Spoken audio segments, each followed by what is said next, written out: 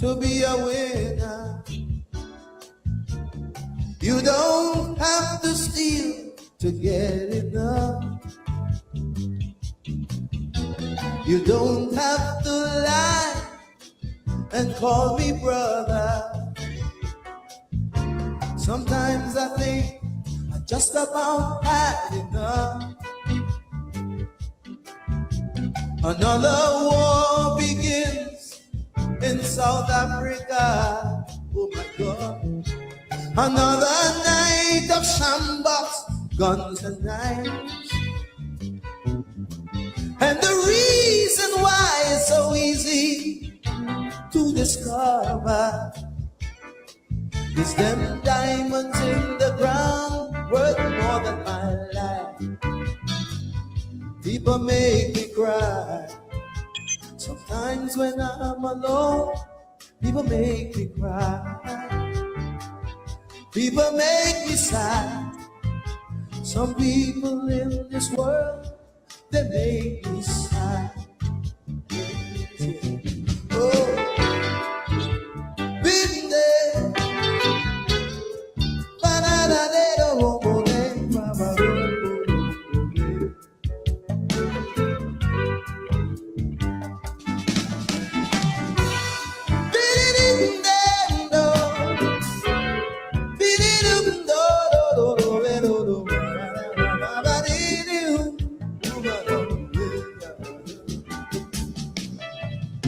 Sometimes I think, take my life too serious. Yes, there are many things I still don't understand. But you can't say for me that I am not curious. And it would make me happy when we all make a stand. Yes. People make me cry. Sometimes when I'm alone, how I cry. People make me sad. Some people in this world, they make me sad. Hey!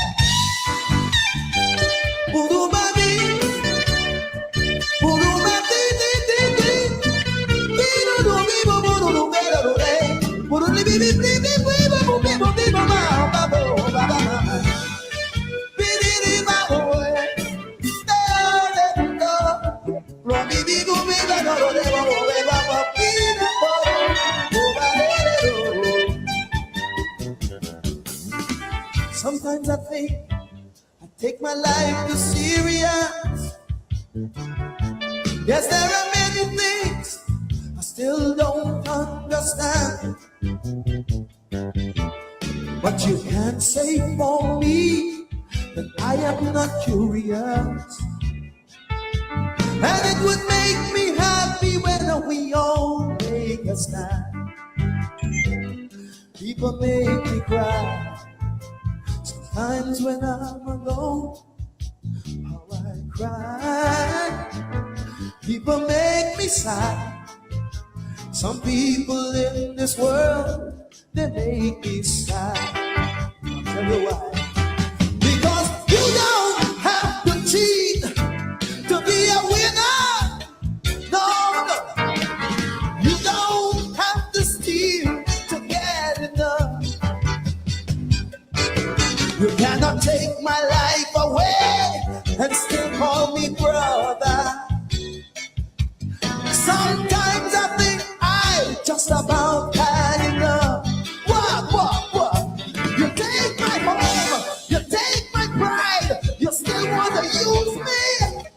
Oh, you're cutting my inside out like a knife. You cannot take it all away and still abuse me.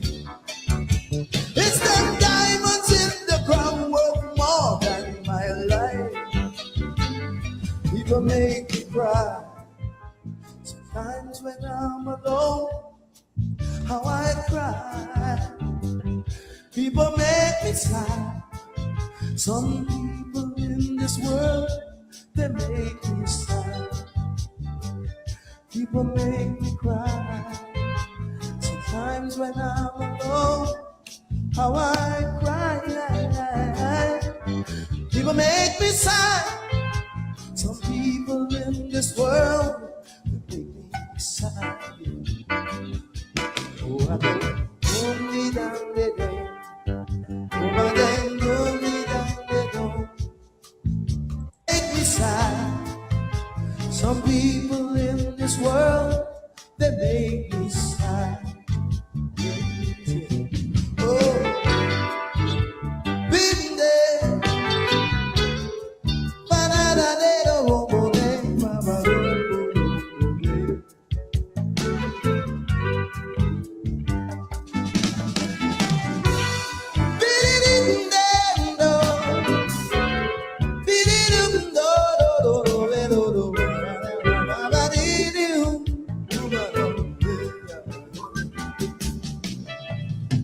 Sometimes I think, take my life too serious.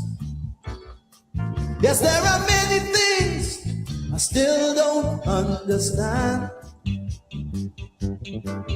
But you can't say for me that I am not curious. And it would make me happy when we all make a stand. Yes. People make me cry.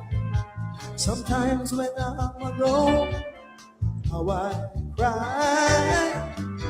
People make me sigh.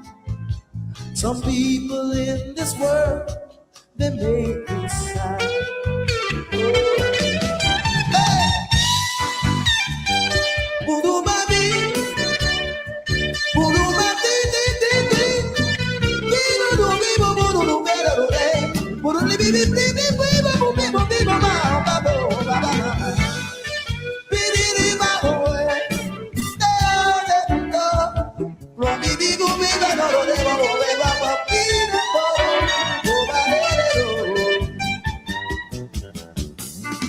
Sometimes I think I take my life too serious. Yes, there are many things I still don't understand. But you can't say for me that I am not curious. And it would make me happy when we all make a stand. People make me cry. Sometimes when I'm alone, how I cry. People make me sigh. Some people in this world, they make me sigh. I'll tell you why. Because you don't have to cheat to be a winner. No, no. You don't have to steal to get enough. You cannot take my life away and still call me brother. Sometimes I think I just about had enough. What? You take my home, you take my pride, you still want to use me? Oh, you cut in my inside out like a knife. You cannot take it all away and still abuse me. It's them diamonds in the crown worth more than my life. People make me cry. Sometimes when I'm alone, how I cry. People make me sigh. Some people in this world, they make me sigh. People make me cry.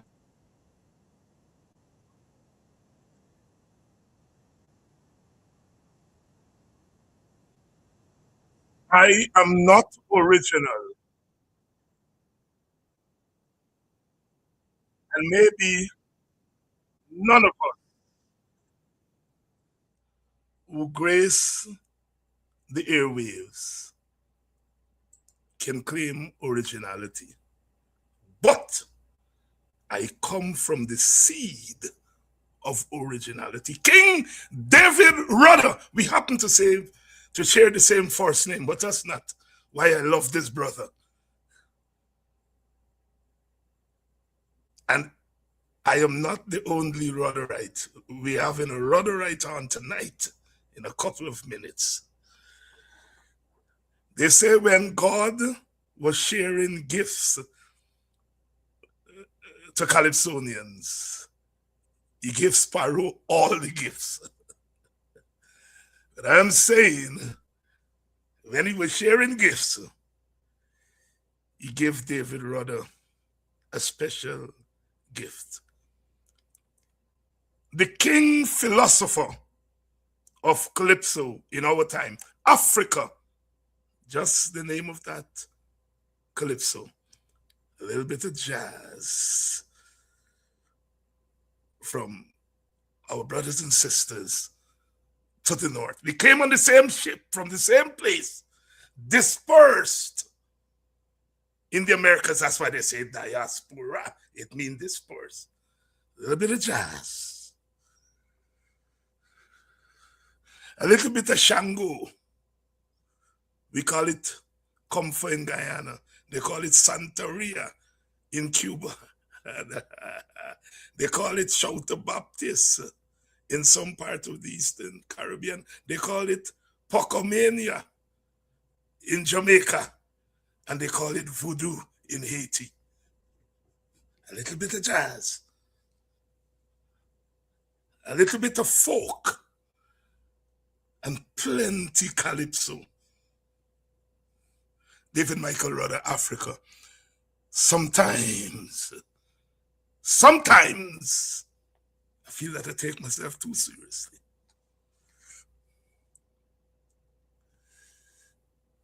You want to kill me. You want to beat me and you still want to call me brother.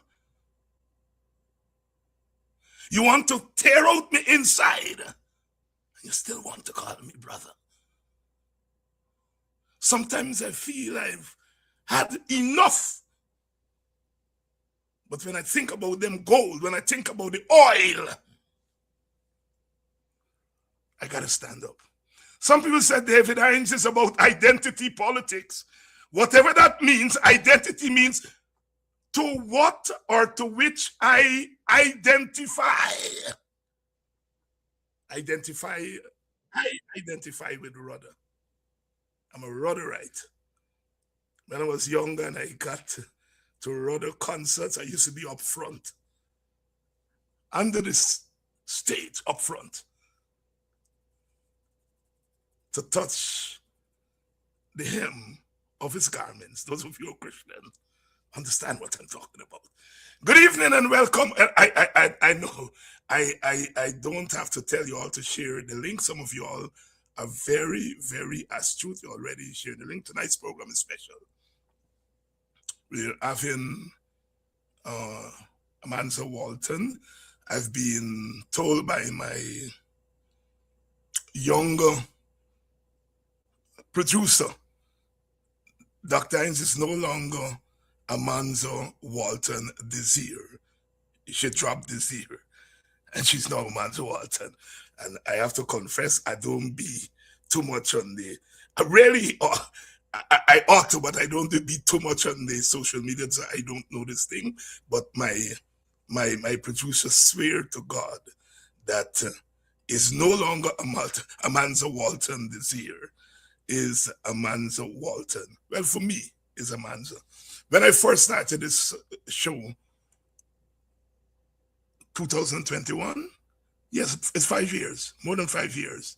Amanza was one of the co-owners. When I couldn't find guests, Amanza was one of my go-to person. But, you know, she get big now. You know, Puppy the Stun Dog and so on. and I have to make appointments. God bless, God don't sleep, you know. He put me for sit down there to she in Parliament. So I get to talk to her a little regularly. So the appointment day is done. We're back to where we begin. Amanza Walton is on tonight. And as you have noticed this week, I'm in the mood for hard questions and hard answers. Last night we had a hell of a show with Shamus Solomon and Dr. Adams and Apostle London talking about Linden and whether Lindeners are massacreists or whether Lindeners are people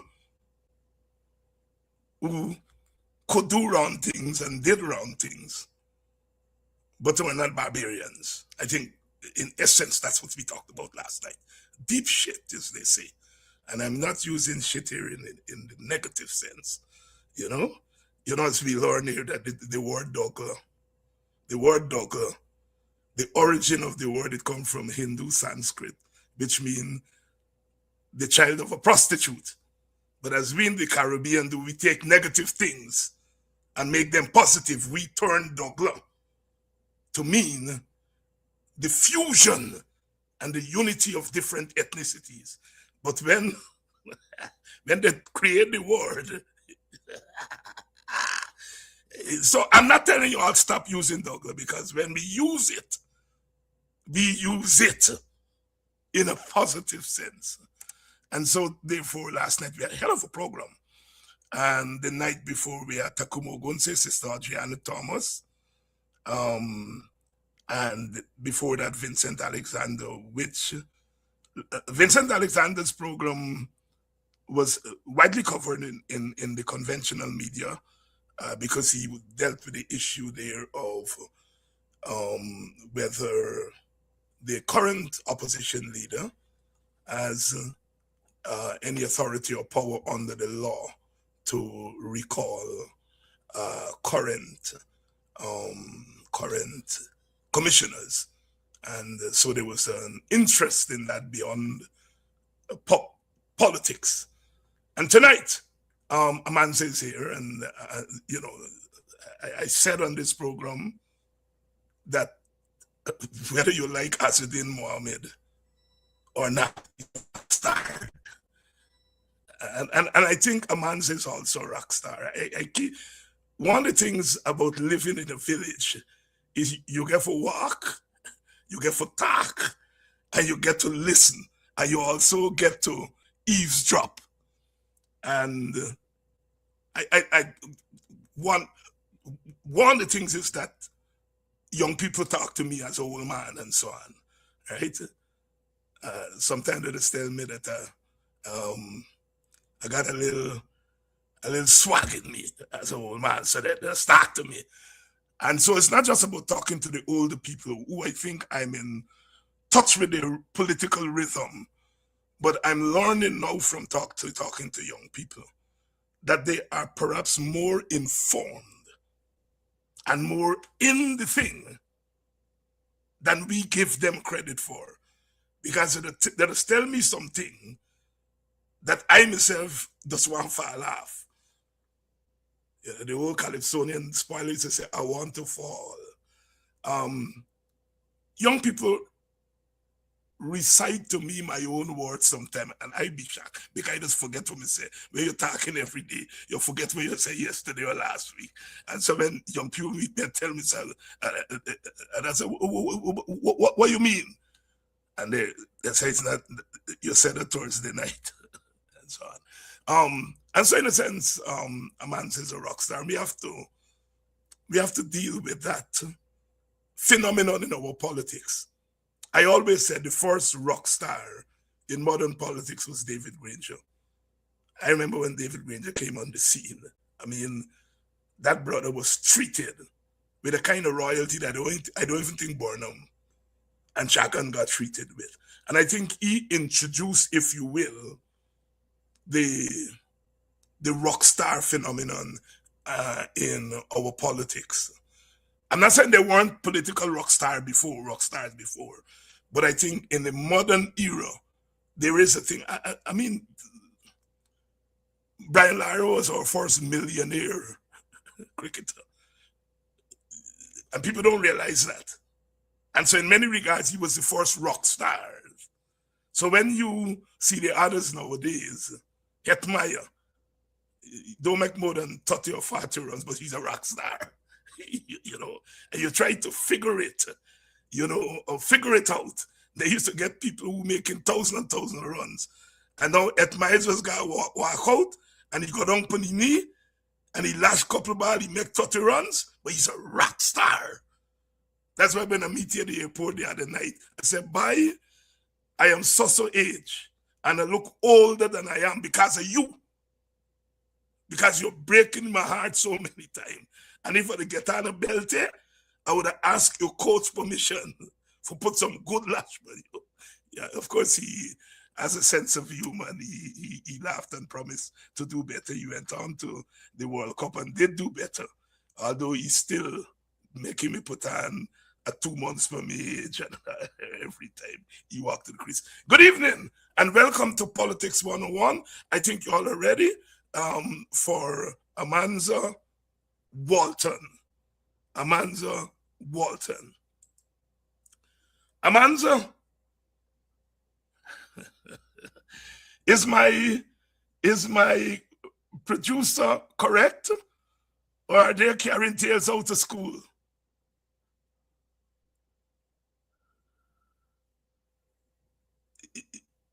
Yes, you have to. Oh, hi, Doc. Good night. Lovely to be here.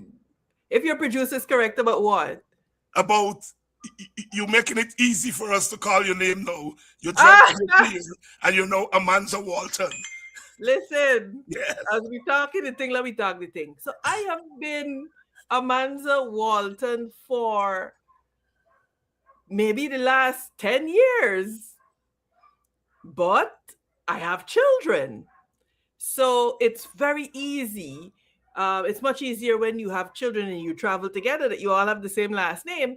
So now that my children are adults, I am returning the name that Ovid Walton left for me. So anybody who knows me knows that this is not anything new or recent. Yeah. And the reason I'm laughing is that we Guyanese and Caribbean and perhaps poor people always have to fight up with this name story. People would remember when Gail Teixeira was half cussing me in Parliament. She said, David Osborne. Because I've had to change my surname when my mother sent for we in America. I see. You see? Yes. So she was Heinz. So when she sent for we, the white people said they gotta get the same. You see what I'm saying? All right. Good. So you can bear me out on this matter. Yeah. So there is a critical mass of people in Buxton who still call me Osborne. They haven't gotten used to the Heinz thing after almost 50 years. Because when I was a school boy, I was Osborne. When we done school, my mother sent for me, I got changed from Osborne to Heinz. So when Gail Teixeira knew me as a teenager, because she headed a drama group called Worker Stage, a PPP drama group. And me and 3 other brothers, brother Sir McGarrell, Sir brother Busty, I think the 3 of us, walk off the road from Buxton, went to Freedom House, and say, we hear you all get a drama group. We are dramatists from Buxton. We want to join it because we're interested in racial unity. And we were part of that group for almost 3 years. So, and that's how I first met Gail Teixeira, who is a very, very close friend, despite our political thing. And so when she was abusing me in Parliament the other day for straying from what I used to be, she said, in the days when I was Osborne, I was the PPP was palatable to me. But since it's turned Heinz, so I know the name story. No, but isn't there like a story behind that though, Dr. Heinz? Isn't there a deeper tale behind that? How we lose sight very often of the things that could bind us. Yes. Art, culture. And this is why I always am very pained because of the way we're losing our culture. Yeah. That is a singularly binding phenomenon that we don't make use of enough. And I know a lot of young people in drama groups, etc. And it is such a healing, mending thing that I worry that we lose sight of it. And for some reason, you and Gail could could mend over drama and art and so on. But then when we get to politics, there's something about it that is so divisive. Yes. So bereft of the human element. So bereft of the human element, Yes. and that need to come together and to operate. And then, earlier today I had, it's amazing that you talked about Rockstar. I was smiling because I was driving down the road and I drove in a pothole in Durban Street, very deep pothole. And of course, I'm upset because the road is flooded, so you don't know how deep the pothole is. And I started thinking about ministers and the role of ministers in government, and that maybe the fact that we treat um the fact that we treat public servants as rock stars may be the issue, right? Yeah. Because we forget the element of service. Yeah. And I think it's almost a self-fulfilling prophecy, because there are two aspects of two types, I think, of democracies where people understand that, in political science, you're a political scientist, the principal agent type relationship, where the Mhm. people are the principals and we in the members in the parliament are their agents. And it's never that the agent tells the principal what to do, it's the other way around. Yeah. And I was thinking about how we have it inverted. And because we see people in government as these rock stars and as these demigods, and as and we see politics and aspiring to political office as a means to get rich, and as patronage, right? And we forget that service element of it. We Yeah. do a couple Yeah. of things. We attack people who may genuinely want to make a contribution, because in our minds, that is what government is about. It's about status and position and not service. So we see a person striving towards status and not service. Yeah. But you and I would talk about these things all the time, but that's not Right. what we came here tonight to talk Yeah, yeah, about. but Amanza, no, it's important. And let me tell you this. I have had to grapple with it because I come from the nigger yard of yesterday, meaning I come from a politics that is not rock starish. You can call Guyana many things, but not a rock star, right? Right, And right. he instilled in us what you were just talking about there, a kind of service, avoiding that kind of people telling you you're God and so on and so forth.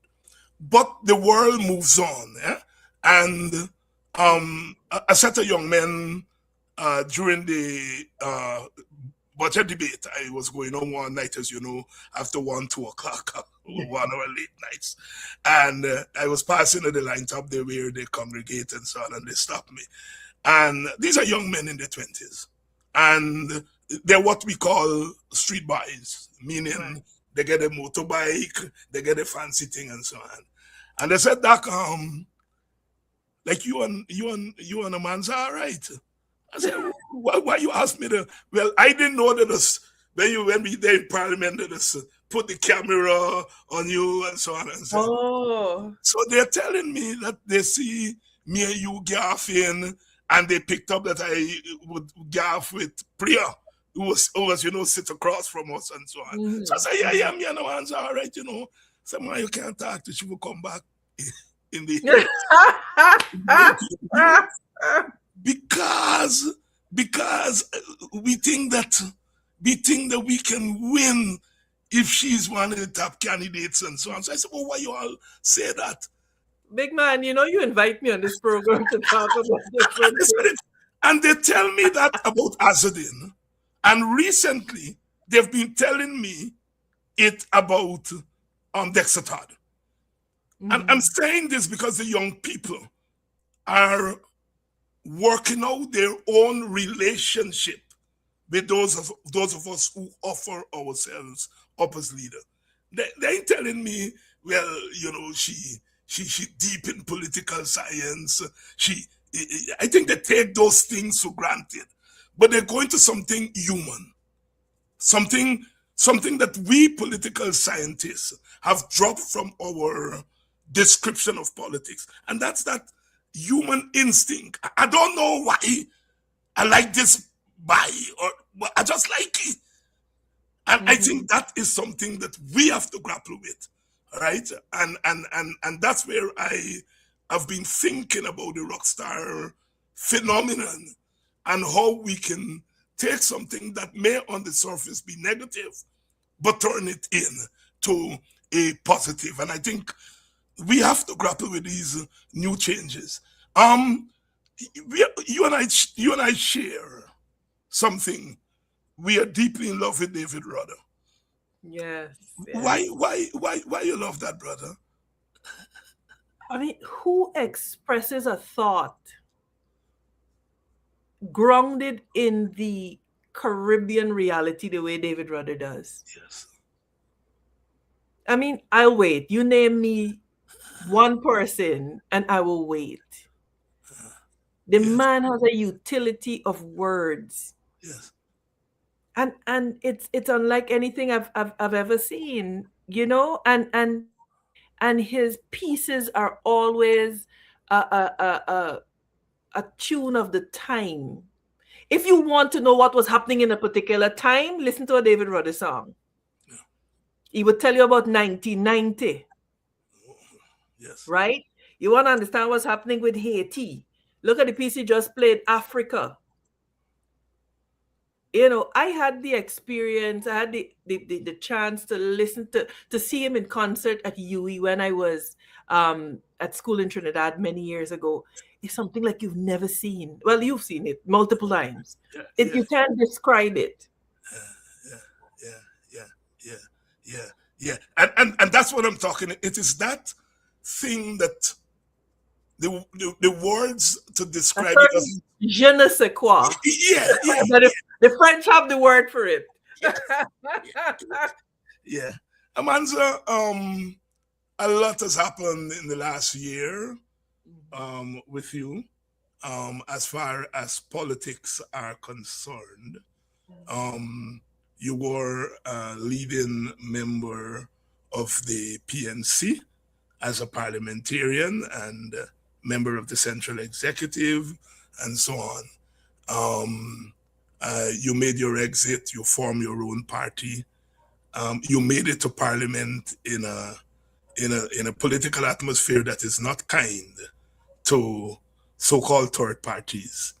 Yeah. Um, and we now have a situation in Guyana where we have first parties, second parties, third parties, and people like you and I have to refer to ourselves as fourth parties. And I was saying on this program earlier this week that one of the things that I have great respect for you for, because I've heard you in public with it and I've heard you in private. Whenever you've been asked about the WPA and third parties, when you were in a force party, you never denigrated us. You always say that there is a place in our political quilt for parties like the WPA, for parties like the AFC, for parties. And the reason I respect you for that, because you are now a party like ours. And you have to deal with the reality of what it is to be a so-called third party, and now in Guyana's case, a so-called fourth party, um, and so forth. And recently, you and I were walking out of Parliament together and discussing the state of the opposition, and apparently some pictures were flashed, and I was asked whether those pictures meant I'm going to join the FGM, or Amanza coming to join back the APNU, and so on. And I mean, our people are so curious. Rather said in that thing, you can't tell me I am not curious. It's the curious West Indian he's talking about there. But you have gone through these changes, and I'm not asking you for some qualitative assessment of the changes. I'm not asking you why you made the changes. There's a place, another day for that.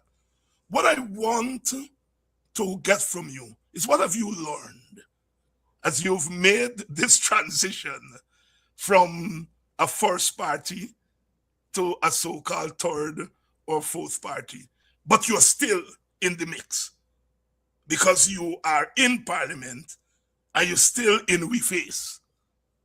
I learned, I will tell you, more about myself and the stuff that I am made of than anything else. As it relates to the external, I learned that the people of Guyana are hungry for a new way, but we are short of leaders that will say, this is the way.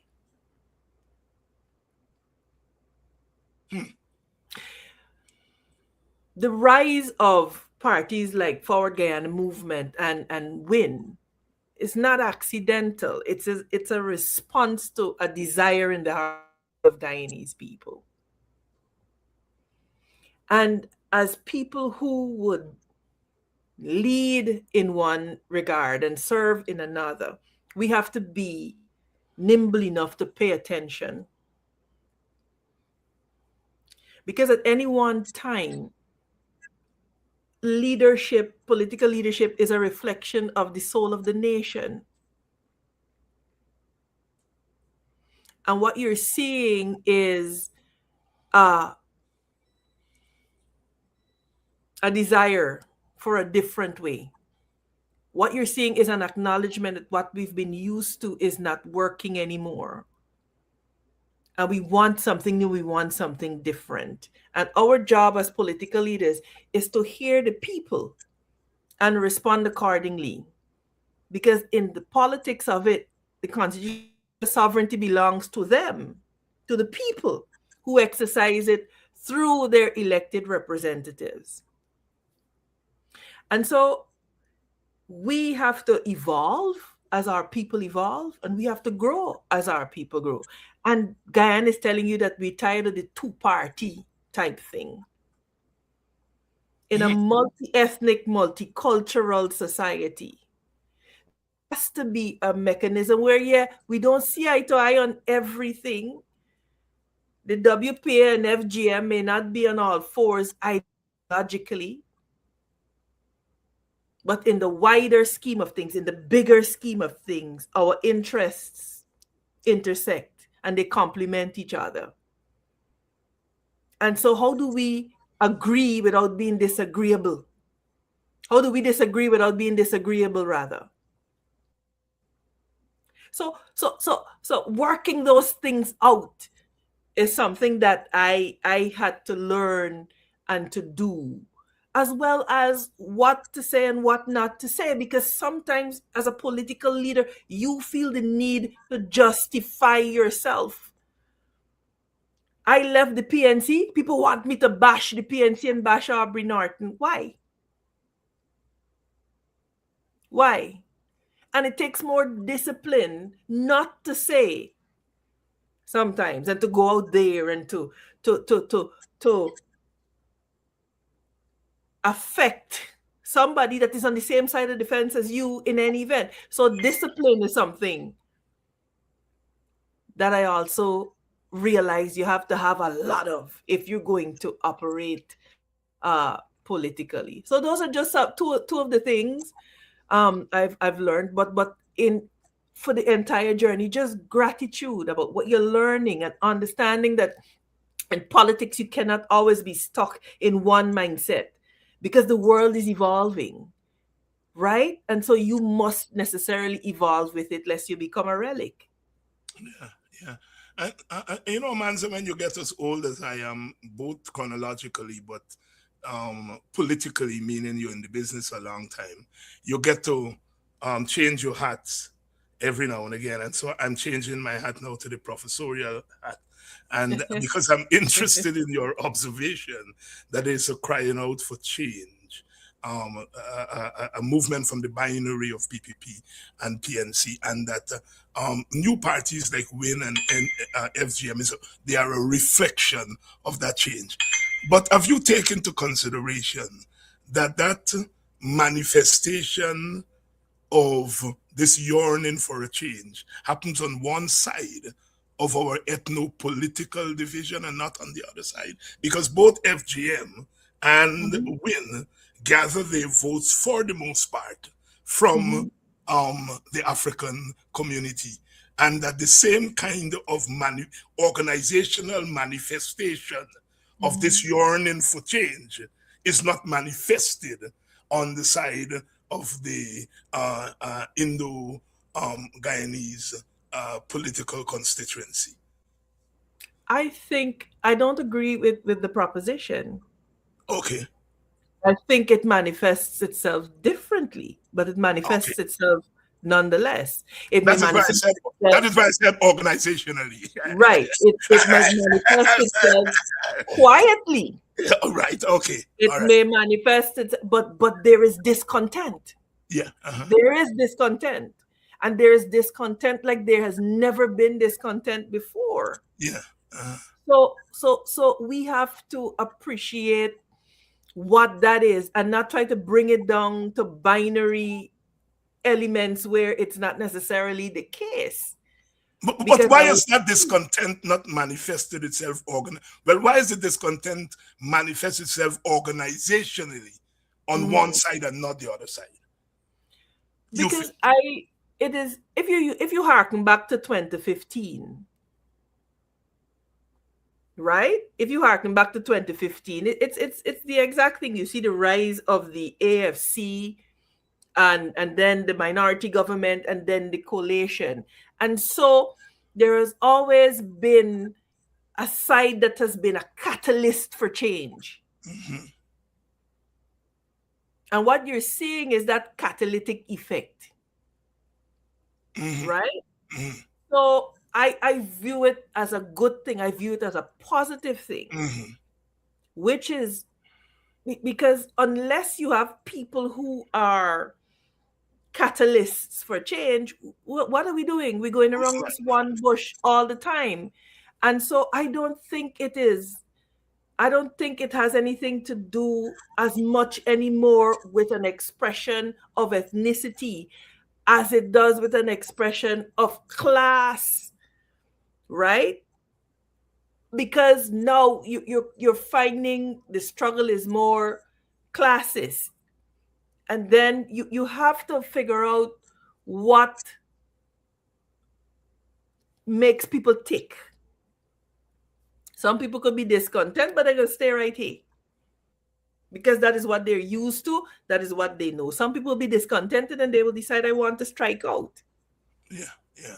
I want to strike out on my own. I want to explore. I want to make a move to something different, better, in my opinion. So Yeah, yeah, it's a deep sociological question, and in the context of Guyana, requires frank analysis. yeah, yeah.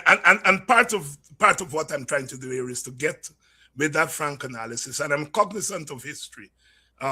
Very early on this program, you attempted some sociological explanation, which got you in a lot of trouble, because we live in a country in which our political divide, um, in a sense, it blanks out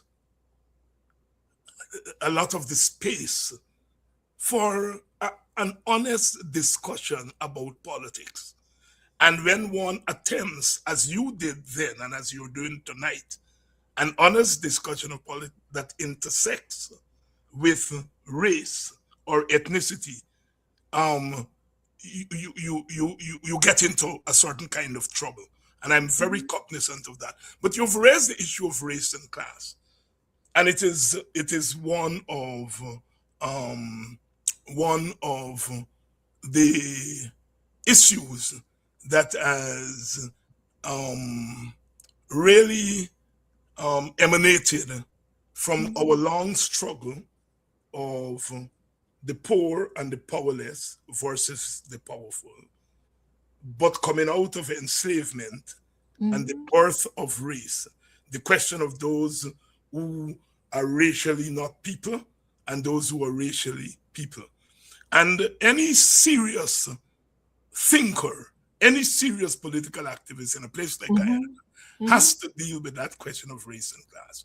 Whether you are W.B. Du Bois in the United States, Yes. or Malcolm X, or Walter Rodney, or Burnham, or Jagan, we've all had to grapple with the tension between race and class and the way in which we try to synthesize race and class, and therefore keeps out a lot of the unnecessary noise. And it's interesting that you went there, but you are saying it's not race, it's class. No, And I'm not. I can't say that it's not race. I'm saying that there is a recession of it simply because of the resources that we now have. Yes. And so Yes. you've created a class of have and have nots. Yes. Now, whether the have nots comprise of a greater set of people than another set Yes. is a different story. And this is where I think leadership is important, Dr. Hines, because I think for many, many years we've been about proving a point, right? And we've been consumed with being right in our viewpoint rather than being right, what is right for Guyana. There are a couple of things about us that will never change. We are a multi-ethnic, multicultural society. And those are the facts. And we have suffered with a system of governance, a winner-takes-all system that is completely at odds with the nature of the society that we are. Now, the way I approach things, I decide what gets my energy. So there's a debate going on about race and so on and so forth. And yes, it has to be acknowledged. Yes, it is happening. But then what? This, for example, this thing about whether slavery and indentureship were alike and so on. These things will always persist and be with us. But there's a wider question of the political system within which all of us have to live and operate. And so for me, the issue is, and my energy, because energy is energy. Mm-hmm. My energy is I prefer to focus it on how do we create an electoral a governance structure that is responsive to the fact that we are multicultural and having our own cultural background, experiences, and conditioning, that we are of different ethnicities, and all of that comes with it. Recently the UN designated slavery as the worst crime against humanity in our history. Science has shown that 400 years of oppression has had a direct impact on the DNA of people that look like me. And so there are these realities that we have to concede may always exist. But if it will always exist, and even if we are able to deal with it to the point that we're saying, okay, we all have to get together, we will never be monolithic. We're not a homogeneous society. And then you have a situation where now the mixed population is growing fastest, which means people from different races can't be really bothered with this old binary of this or that. They're meeting, falling in love, having children, having families. and enlarging the population. So where do they fit in this binary? Sociologically, you're asking, because Sociologically, politically they fit. Black right? Douglas vote, Sociologically. And Black so, Douglas vote PNC, Indian Douglas, or what we call in the country, hard-haired Douglas vote PNC, and straight-haired Douglas vote PPP. So at the political level, Douglas don't change nothing. But you do agree, I do agree with you, that sociologically, it changes and it poses problems for the politics. It poses problems for the politics. Yes.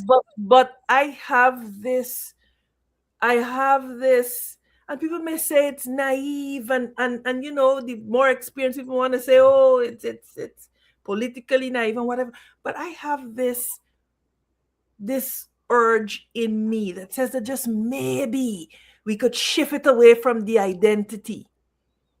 Maybe if enough of us as leaders begin to shift it away from identity, not denying identity, but not making identity the basis on which we function politically, and we could start talking about issues, then maybe we could get this country to where it has to go.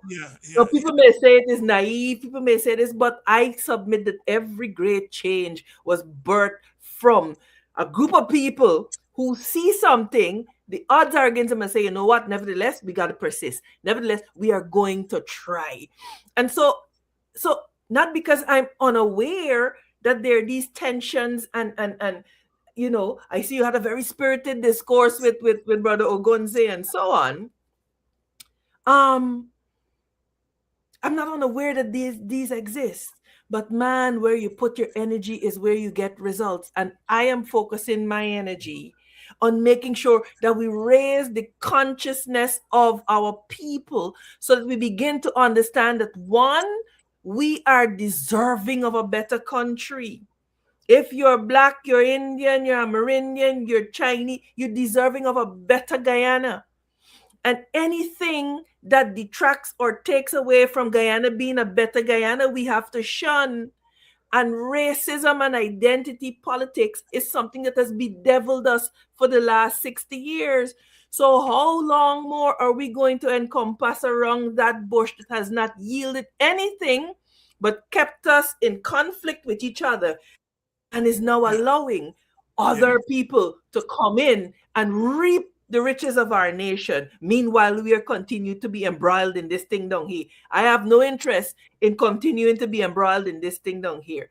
And if my life's work is to make sure that as long as I am here, that we're able to raise the consciousness of Guyanese to say, look up, pay attention, because we got here on different boats, but we in here together now. Yeah, and your point is well taken, that we all have different roles to play, and therefore there must be space for the various roles. I think my own view is that we have always approached at the formal level these issues of race, class, and gender. We have always opposed them. We have always approached them as separate constructs and not as constructs in which there are intersections, that gender intersects with race and race intersects with class. And I suppose your thesis, it is the intersection of race, gender, and class that the sweet spot may be to really, in a sense, tone down the divides and tone up the intersections. And I'm totally, let me just say, you're a student of history. I'm sure of that. I'm a student of history. The person who first put on the table a proposal for solving the winner-take-all system, which you have taken up, as you are saying, the person who put as a man named Yussi Kwayana, who at that time headed a Black racial organization. The point I'm making here, that you can't be part of an identity politics, but identity politics don't mean that you're not a part of a politics of healing, right? So Kwayana was identity, as in Asquare Black, but he also was looking out for the country and says that, look, you have two ethnic groups here that are fighting each other. I belong to one. I'm an advocate for one. But I want a Guyana where all them live together. And so I am putting forward a joint premiership between the leaders of the African side and the Indian side. Well, of course, the Amerindians weren't part of the fighting up and killing up and so on, right? And I'm sure that's the reason he didn't include their leader as part of joint premiership. Here we are, 60 odd years later, grappling with Guyana's thing. And Guyana's thesis, in a sense, says, look, these are the political realities. We have a bunch of black people who saying they don't want to rule by Indians, and Indians who don't want to rule by black people. But we live in the same place. Yes. And that's what we're talking about here. So let me take you to the winner-take-all politics. And I'm walking. Before you go there, Dr. Hinds, there's a point that has to be, I think you're making it, but we got to hammer it home. Because people believe that to advocate for the healing of this political divide, you have to abandon your identity. Right. I'm a black woman. I'm a black woman with locks. Right. You know? So and that is what I will be. Right. And I do not have to downplay that in order to make a contribution to the healing of the nation. In fact, it is me being who I am. It is my Indian brother being who he is and bringing all of that enriches this nation. And so I think that is something we have to push back against. That not because that it's not mutually exclusive. It's not at odds with each other to identify strongly as something, but also to be invested in the healing and reconciliation of those in your nation. Yes, and I'm very glad you made the point and not me.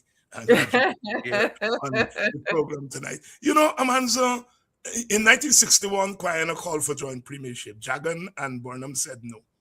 2 years later, in 1963, Dr. Jagan put forward a proposal to Burnham. He said, we'll split the government in half. The PPP will take the prime ministership. The PNC will get the deputy prime ministership and the Ministry of Home Affairs and so on. So in a sense, he embraced the end to winner take all system. By which time Mr. Burnham had gotten a hint that the system was going to change from first past the post to PR. Mm-hmm. And so that he didn't need that construct to get into power. And you come to 1977, Jagan comes again with another proposal for a national patriotic front that includes the PNC and the PPP as running the country. Mr. Burnham said no. He said if the Mensheviks, if the Bolsheviks, meaning the majority in the Russian Revolution, are joined with the Mensheviks, the minority, there would be no Russian Revolution. In 1985, is Burnham turn now. The Cold War is coming to an end. Guyana is bankrupt economically. Burnham goes to Jagan. Let's begin to talk about a power-sharing government.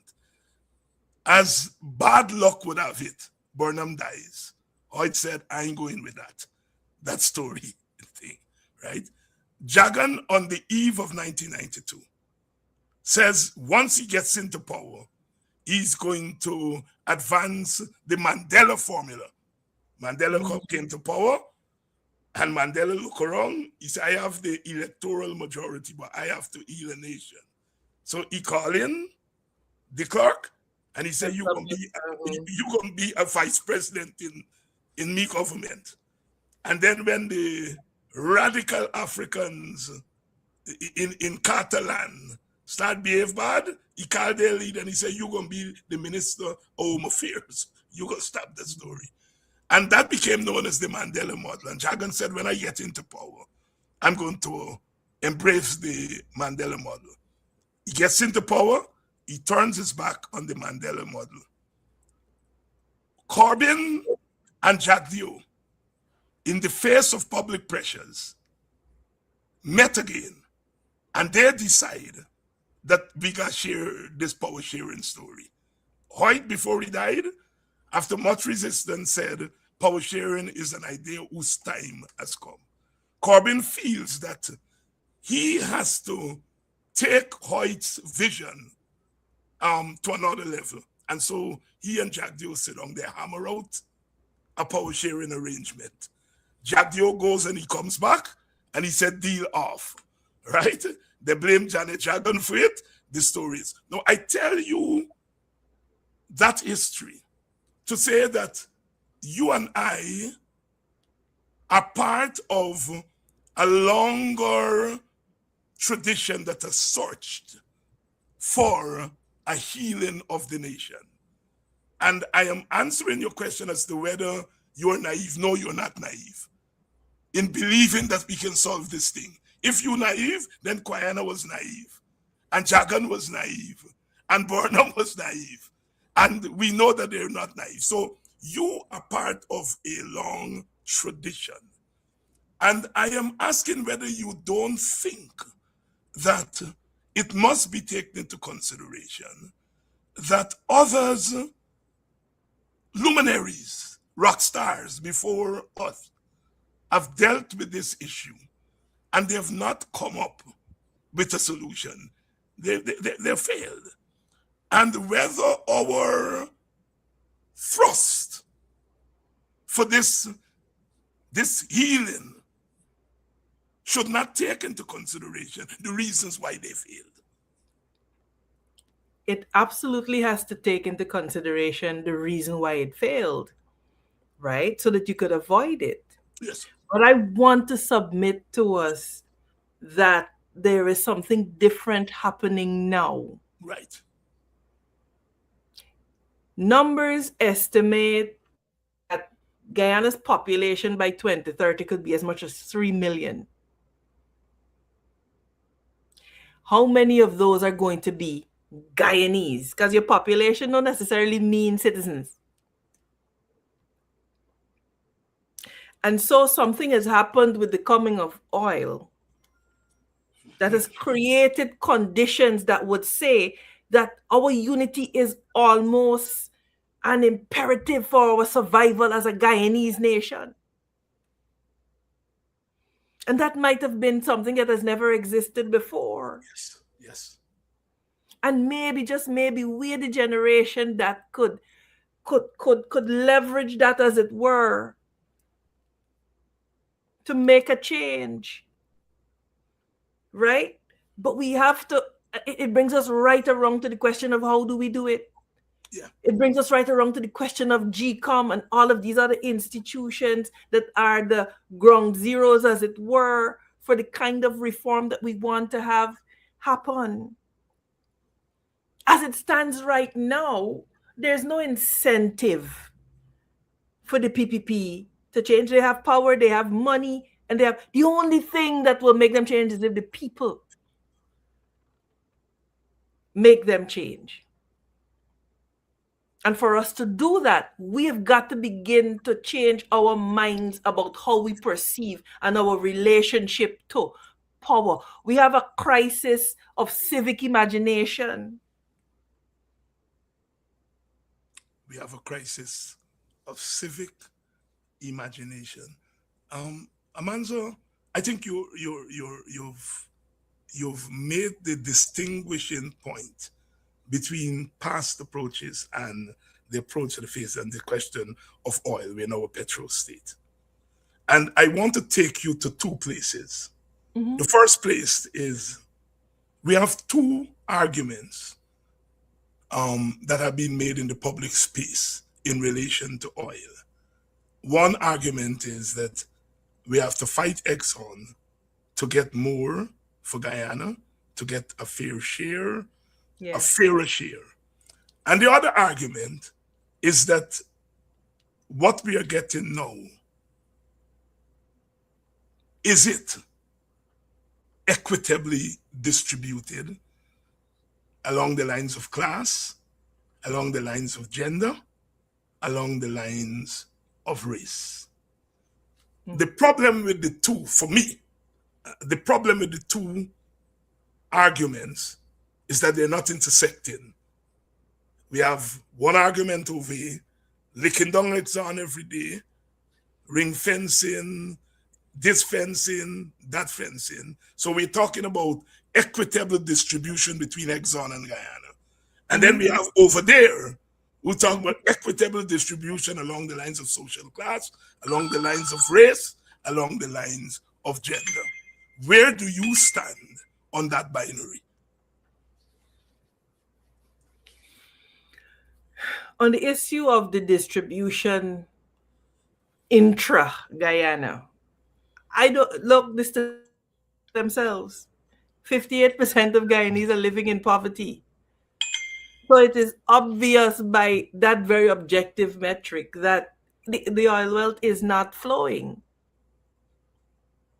As it relates to vis-a-vis the multinational corporations, I will say that, and I've said this, people are entitled to a return on their investment.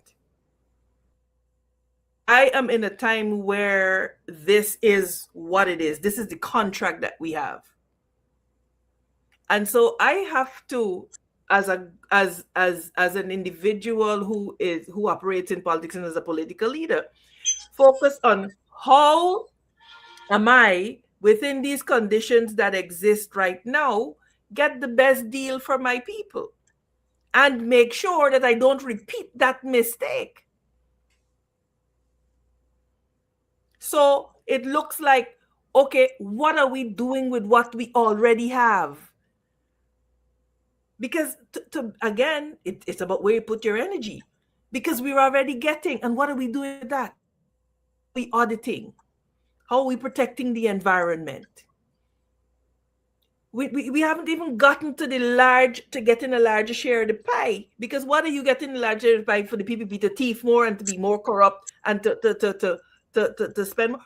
We have to strengthen our ability to fetch the water. We got to patch up the holes in the basket.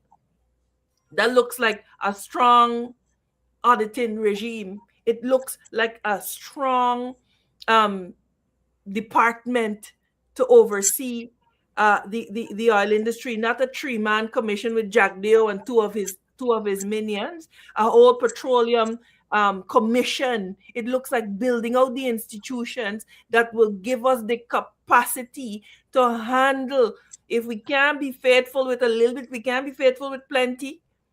We can't manage what is happening now. How are we closing the efficiency gap, Doc? We're getting $14 million a day, and it's being wasted because you have an efficiency gap of 42%. So for every dollar you spend, you're wasting 42 cents on it. What are we doing about that? So I don't get myself drawn into this thing about we should have get more. What are we doing with what we have? Because I have 24 hours in the day. And those 24 hours got to be spent on making sure that we maximize what we have. So I hope that Yes, Amanza Walton. Where I am. Yes. And I have to say that I share that perspective. I think we have to integrate the two advocacies, advocate for more from Exxon, but perhaps more robustly advocate for what we have to be distributed more equitably. Because, as you say, we have 24 hours in the day. And we are more likely, if we mobilize our people, to get what we have to be more equitably distributed than to get Exxon to come to the table and give me more. It's a matter of, as you said earlier, how do you divide your energies? And I like that term that you use, right? We're human beings, and we can't do everything. We can advocate for everything, but we can put more energies into certain points of the advocacy space than others. Let me ask you the other part here. You and it's going back to your optimism. You said to me only recently, but I've heard you with it many times, you mentioned it, that if in your optimism for national unity, you made the point that if the WPA and the PNC could work out their historical differences, to quote you, there's hope for Guyana. Expand. Well, you did a fine job of highlighting exactly Brother Koyana's ideologies and we know of his history of standing up to both Bornham and Chedi on various occasions. But the lesson from that for me is this: you of the WPA had to be willing to come to the table. You had to be willing to talk. It's a non-starter if you stand there and say, you don't want to hear. There's not even the possibility of progress. And that is what keeps me inspired. We have to talk. And so there has been, find that the distance between the WPA and the PNC has not been that great, but there has been distance. And that distance was closed only because people were willing to engage in conversation. And so that is what motivates me. Because Dr. Hinds, you're a very strident individual when you get ready. And the fact that you willing to sit and to talk, I said, well, if Dr. Hinds could, then maybe we could. We just could. And I have to be optimistic, Doc, or else you don't want to get up on the day and face the world if you don't if you can't have that optimism and that hope to keep you going. Amanza Walton here tonight. Our optimism is not just grounded in naivety, to use our term. I'm going to use another term. Our optimism is not just grounded in dreaming, and I'm talking about dreaming here in Dr. King's concept. I have a dream that one day, and that's Dr. King's optimism. Is grounded in that dream. But Dr. King's optimism was more than just a dream. He gave his young life to the struggle to turn the dream into reality. When he died at 38 years old, he had the heart of a 75-year-old. It's just testimony. Wow. Which is testimony to someone who dreamt but also worked to make that beloved community a reality. And here is Amanza Walton saying here tonight that it's grounded in a dream, but it's also grounded in a stark reality in our history, where two groups, two tendencies were at each other's truth. But at some point they talked, and they talked, and they talked. And so those of you who may want to say, well, she's dreaming, right? She made the point that it's not just an abstract dream, but a dream that is grounded in a small but significant part of our political journey. Amanza, you've been in Parliament now 5 and 1/6 years, and you have built a reputation as a very strident voice. I guess we share that. That is not hospitable to stridency.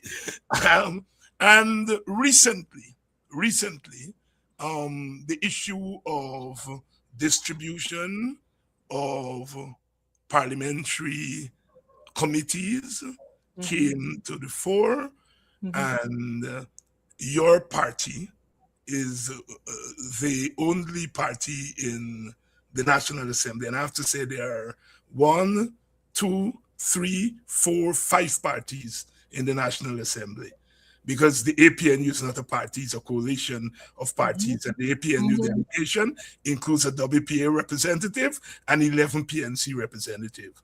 The WPA representative is represented through the APNU in a parliamentary on a parliamentary committee.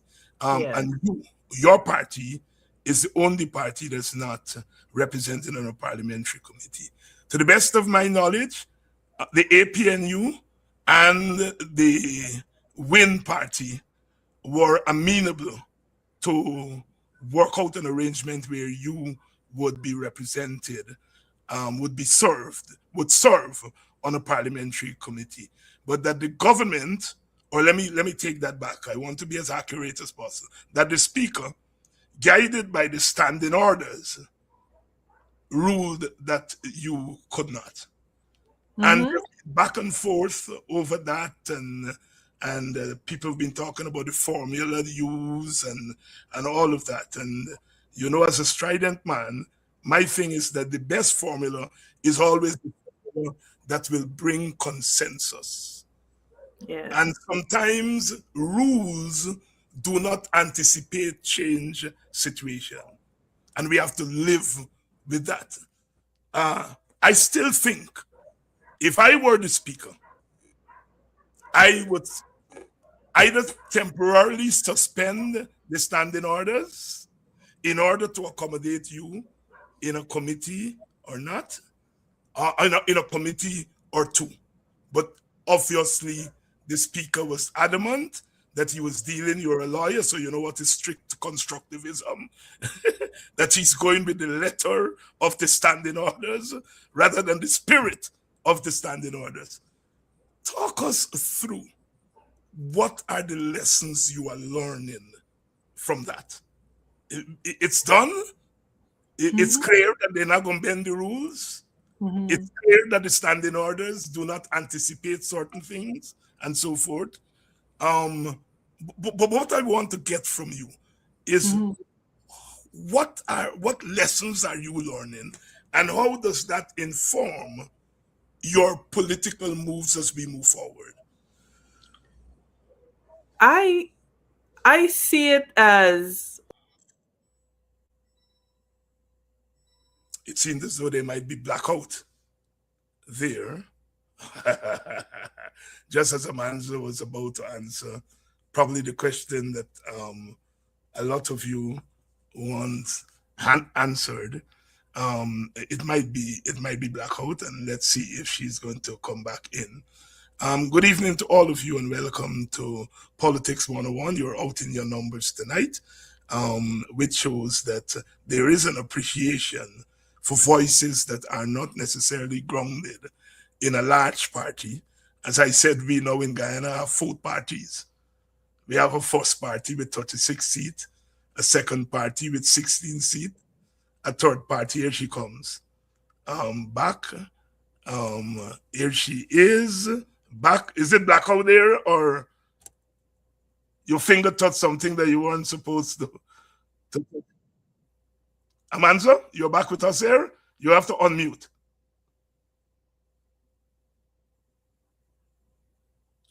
Yes, I think you're unmuted now.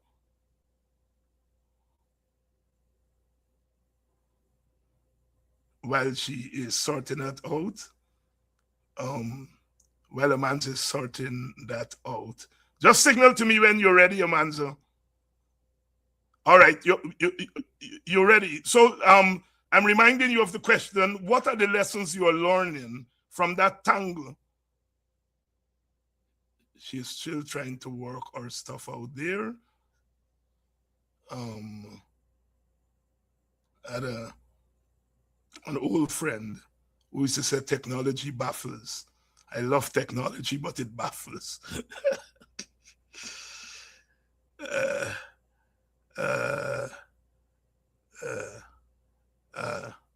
Amanza, yes. Go right ahead, Amanza. She's not hearing. She's not hearing. She is not hearing.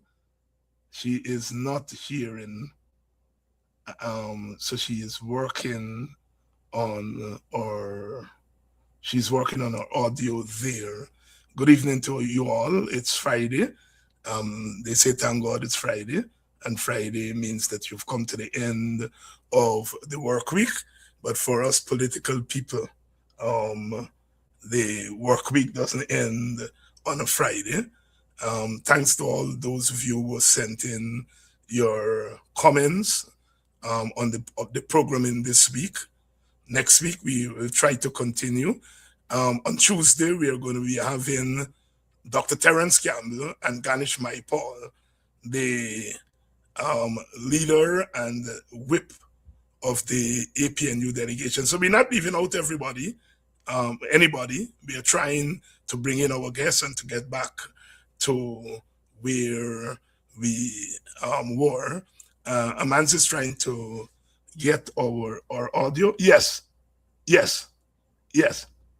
I think she's going to come in with audio for us to continue this interview. There's still a couple of questions that I have for Amanza Walton here this evening. Thanks to those of you who have sent in your contributions. And I have to gather the names so that I can thank you at least by your first name. Some people have continued to send in their donation, although we have not been soliciting the donations. And as I said, your donations are put to good use.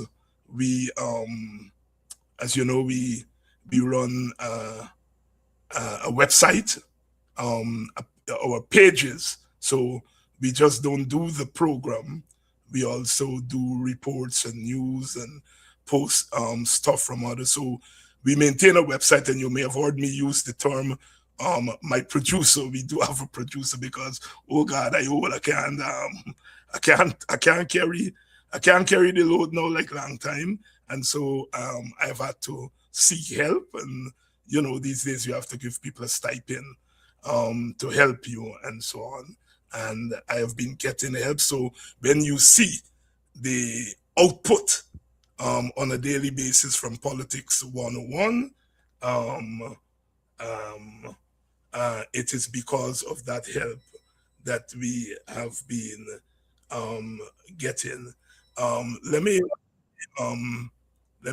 talk to Amanza and figure out how we will continue the interview.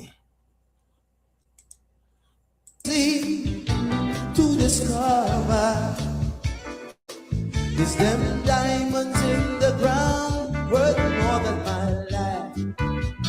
I want People make me cry. Sometimes when I'm alone, people make me cry. People make me sad. Some people in this world, they make me sad. Oh, been there.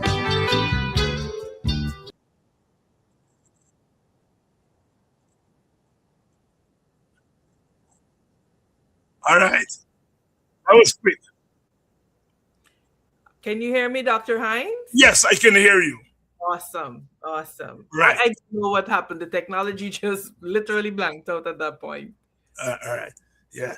All right, Amanza. I think when we blanked out, I was asking you about what happened with the distribution of seats in Parliament.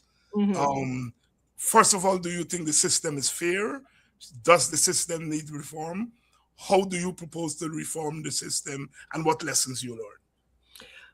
For me, I saw it as, and this is where I think this is where my journey is different, Dr. Hines. These things help me identify another issue for reform. And that's how I process it. This is not about Amanza being left off of a committee.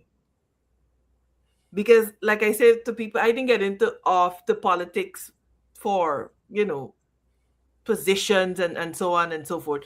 It's to serve the people of Guyana, to serve this country.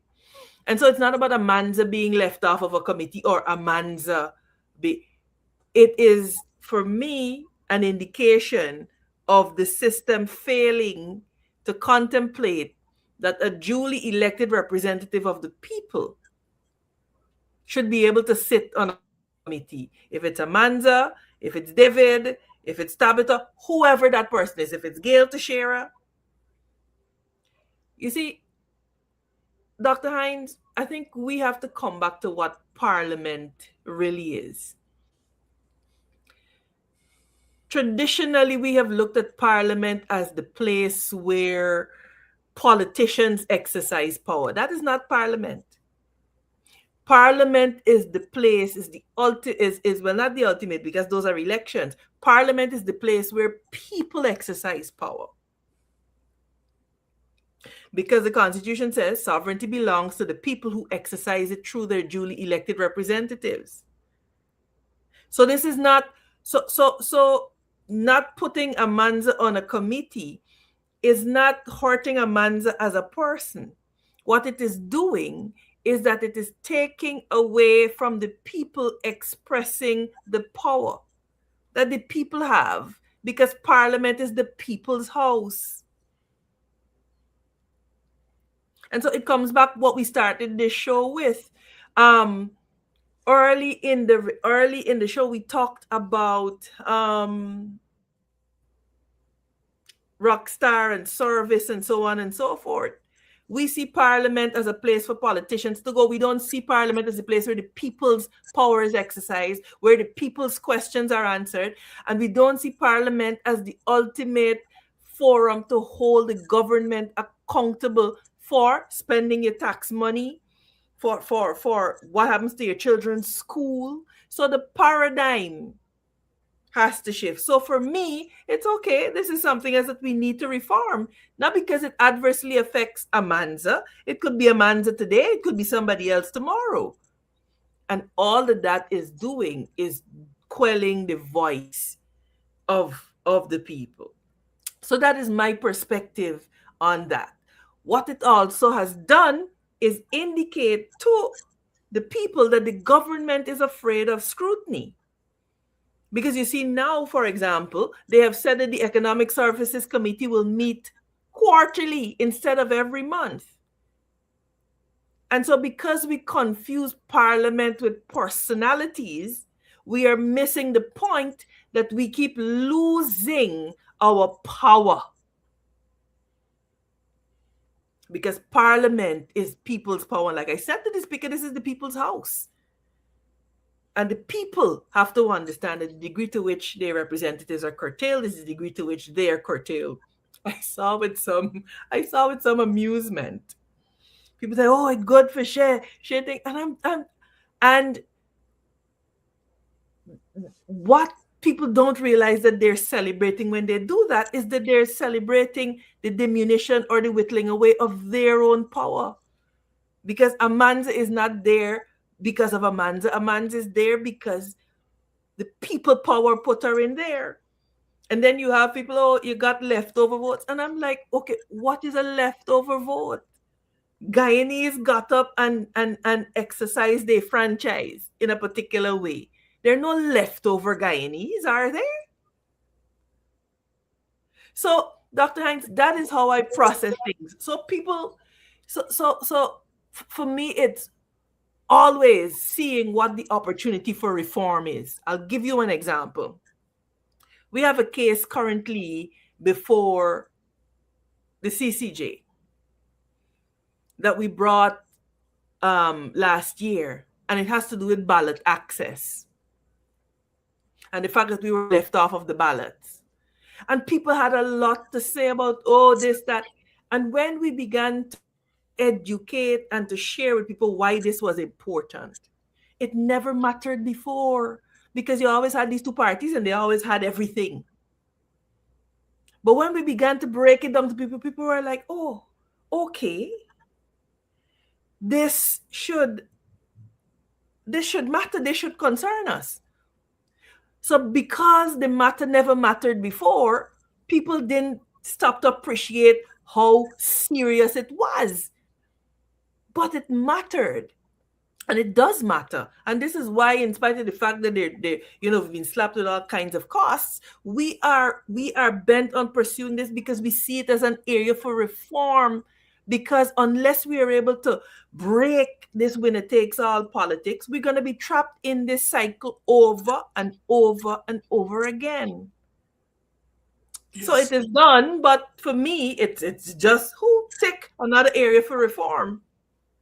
Take another area for reform. Amanza, let me ask you this question, Mhm. take in another direction.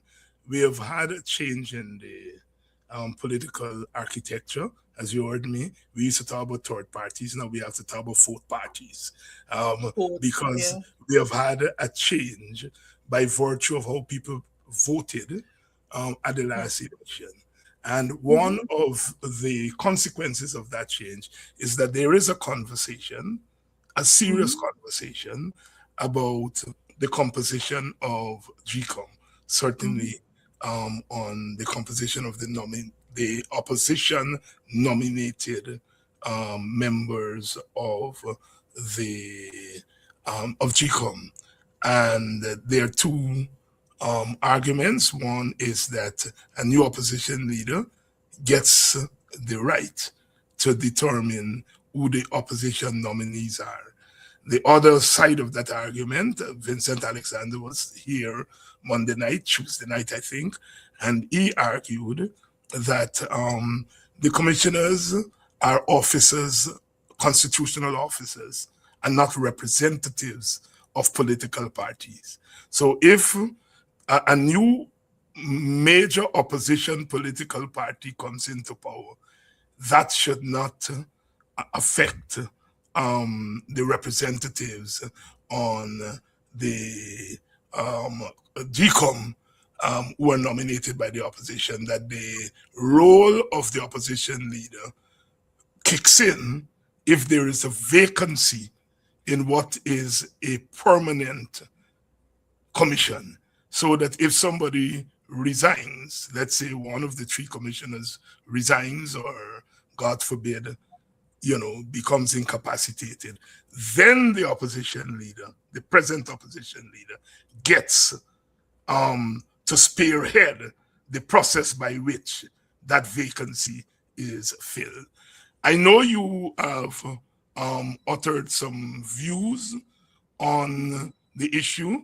I know you have gone as far as to suggest a nominee from your party because the opposition leader has to consult with other members of the parliamentary opposition, and you're saying, I think Pastor London is your nominee. You've also um, questioned the opposition leader's wisdom in nominating three members of his defense team in the extradition case. So you have been front and center of the issue.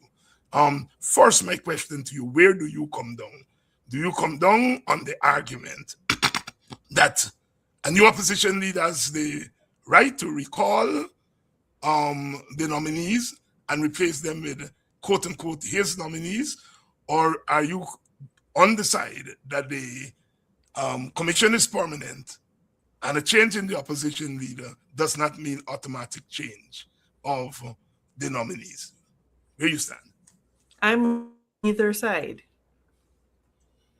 I am on the side that resolves this impasse in the interest of the people.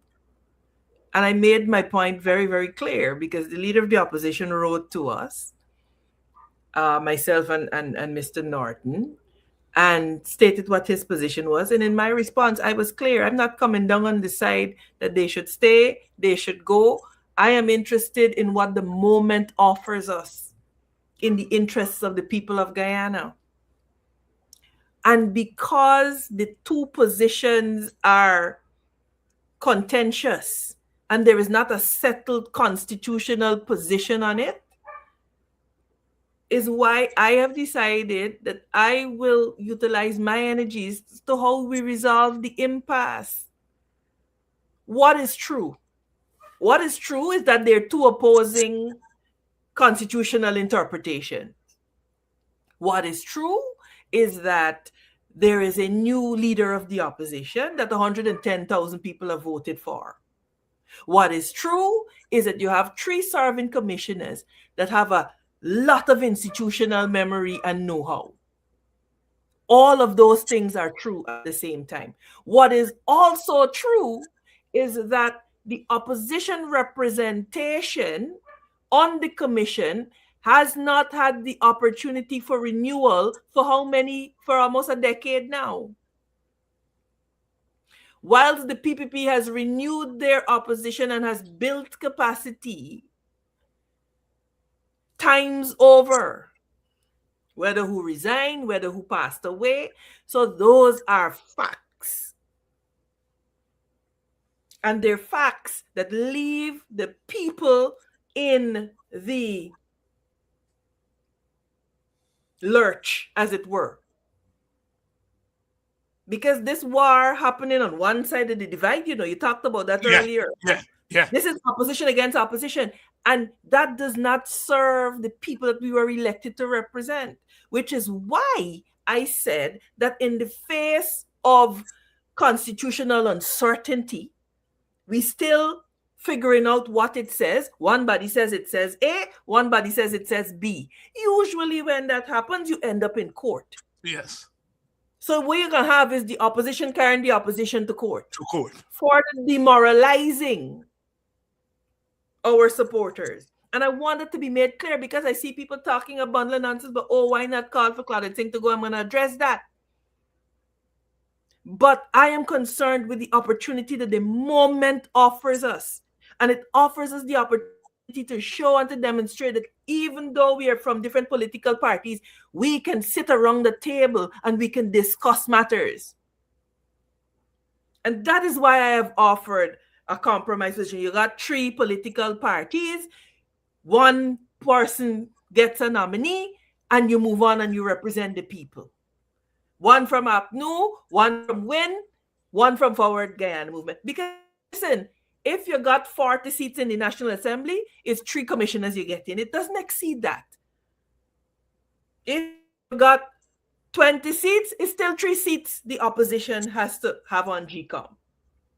So why not strike a compromise that best reflects the composition of the opposition, that everybody feels represented and included, and we move on to shake up this system so that we could get electoral reform that we badly need in this country. That is within the control of the opposition. We can call for Claudette Singh to move from now till tomorrow morning on until she resigns, or Irfan tells she to go home and she is replaced.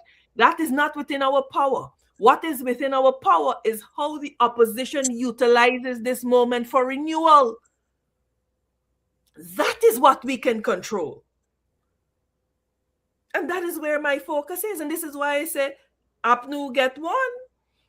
You retain one of the commissioners that were put there by APNU because they have significant institutional memory. APNU gets 1. WIN gets 1. Forward Guyana gets 1. And we move on with the business of the people. So there is where I stand. Amanza Walton Desir. Desir. Amanza Walton. That's fine. Amanza. I tell people my name is Amanza. Amanza's fine. Amanza here tonight, giving us some of the reasoning behind some of the positions that she has taken and reported in the media. Amanza, I was not going to go in this direction tonight, but you mentioned some of the pushback against you, and not just pushback from the government side, which is anticipated, but pushback from the opposition side, that pushback is grounded in our partisan politics, our history of partisan politics. The fact that you were part of one of the major parties and you've decided to leave, it means that there is a certain kind of response. As I said, when I talk to young people, I have a nuanced response. And the nuanced response is we don't like the fact that she gone and she left, all right? But we still believe that she's part of us and she must come back. And as political people, we have to, you know, try to decipher what is being told to us, because there's a message behind the words there. Have you reflected? And if you have reflected, do you leave open the possibility of an internal or intra-group reconciliation at the level of leadership? Because that's what it is. All right. It is not the first time that we've had to deal with this thing. I mean, Burnham go away from Jagan. Quayan and Martin Carter and them go away from Jagan. 2 split in 1 year. Llewellyn John and them go away from Burnham. We had Hamilton Green leaving. Hamilton Green go away from Burnham. Chandy Singh. No, not Burnham. This was during Height's time. During Height. Chandy Singh and Tika, they go away from Jagan and so on. It's not a new phenomenon that we have had to deal with. Llewellyn John, Hamilton Green, they found themselves right back in the PNC at a certain point. So that's not new. Brindley Ben go away in 1968. He was a deputy in Jagan Party. And he left in 1968 because he said Jagan too soft. Jagan wins in 1992 and he said Brindley come back home. And Brindley come back home. Brindley got 2 children who serve in PPP government and so on. I'm giving that history to say, in a sense, this is a family story regarding Guyana, you know. And that's the sociological part of it. You started off with you and Gail in the drama group. Yeah. Gail and I were walking up the step the other day in Parliament, and the first thing I said, Gail, how your daughters? Because I knew them when they were babies. And I said, but they got turned big lady now. And she said, one is 37 and one is something. That was our conversation, not politics. Right? As we walking up, and she remembered my daughter. And she asked me, how is my daughter? Just at an aside. Have you reflected on the larger sociological and political consequence of your political move away from the PNC/APNU? And what are the lessons you're learning? Is there space? Because you've been talking a lot tonight about reconciliation. As that reflection, those reflections cause you to, let me leave it to you. Go ahead. I think I was the foremost person to say that the opposition will have to work together. And people say, oh, she says split the vote and whatever. And I keep making the point and the crisis of civic imagination that we have. And there was a young lady that did a beautiful TED talk on our democracy and us reimagining what we can do. And for me, I am sure in what I did, because I'm very clear that the 2-party winner-takes-all system will never serve Guyana. It will never serve Guyana. And I want that to be made very clear. This is not about hurting the PNC or hurting this person or the other person. This is about service to Guyana. And I challenge anybody to talk, to find something where I have said anything negative about the members of the PNC. Those are my Guyanese brothers and sisters, and I love them. But I also have to be true to what is happening on the inside of me. And what is happening on the inside of me is a fierce raging against a political system that has kept us locked into this thing. And not because I leave to make sure that that voice is amplified means that there is no room for talking and cooperating. Burnham gave Jagan tactical support and so on at some points along the You mean, journey. yeah, Jagan give critical support to Burnham. Jagan gave critical support is the word that I'm looking for. Thank Yeah. you for that. Right? And so people talk about people being hurt, etc. Because what have I done? Have I gone to the PPP?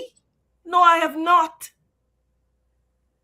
Say that again. My fight is against the PPP. It's not against APNU and PNC. Ideologically, I do not believe that there is paramountcy of party and all of that. Paramountcy is paramountcy of Guyana, and I make no apologies for it. None whatsoever. And if the only thing that I am able to impart in this political journey is that we got to be true and dedicate our energies towards the happiness and prosperity of Guyana, then so be it. I have no apologies to make for it, and I want that to be made clear. So for me, it is about how do we break this political system that says that you got to be under one of these two giants to make an impact on the political landscape of Guyana. I reject that. And a lot of people are having difficulties because people like to put you in a box, and you make people uncomfortable when they can't put you in a box. And so Man, you sir, have your mother. Yes. Let me go down here. Your mama Yes. and your daddy. Right. Rather talks about Trinity to the bone. Uncle, my Your grandmother, all of them Or PNC to the bone. were PNC to the bone. How do you balance that with this independent position that you have taken?